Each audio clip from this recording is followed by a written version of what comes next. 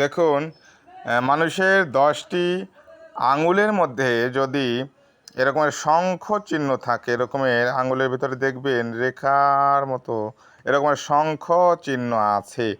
যদি এই আঙুলের অগ্রভাগে এরকমের শঙ্খ চিহ্ন থাকে, তাহলে এরা যোগী হয়, অর্থাৎ আধ্যাত্মিক জগতে এদের অনেক উন্নতি হয়।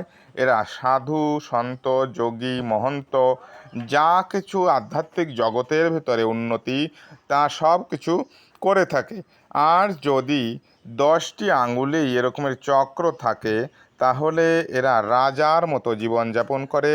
এদের ধন সম্পদের কোনো অভাব হয় না এবং এরা রাজনৈতিক ক্ষেত্রে অর্থাৎ প্রশাসনিক ক্ষেত্রে এরা জীবনে অনেক উন্নতি করতে পারে।